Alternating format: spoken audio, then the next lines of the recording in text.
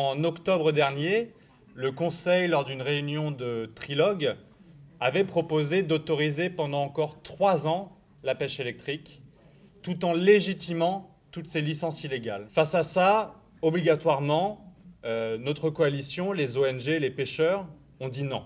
Pourquoi non? 3 ans, c'est bien trop long. Dans 3 ans, les pêcheurs artisans du nord de la France, de Belgique, d'Angleterre ne seront plus là. Et il est hors de question d'avoir une victoire posthume. Le rapporteur du règlement, Gabriel Mato, qui est un député espagnol du PPE, du Partido Popular, a lui aussi mis sur la table un compromis pour le Parlement. Ce compromis reprend en grande partie le compromis du Conseil.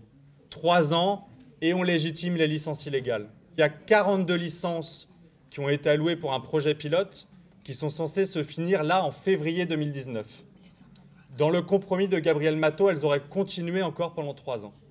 Donc aujourd'hui, on a un message fort, c'est qu'il faut absolument travailler sur ces compromis pour grandement diminuer ces périodes et pour avoir une clarté pour les pêcheurs artisans, pour qu'ils puissent se projeter dans l'avenir. Une députée italienne, Rosa D'Amato, a annoncé avoir envoyé un compromis à Mato, à M. Gabriel Mato.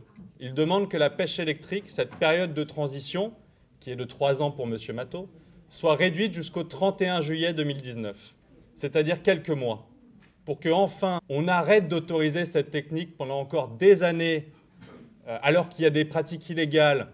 Il faut qu'on arrête cette folie. Et donc on espère grandement que ce message va arriver aux eurodéputés, aux États membres qui sont dans la négociation, pour qu'on arrive à un compromis acceptable très rapidement et qu'on mette enfin la pêche électrique derrière nous.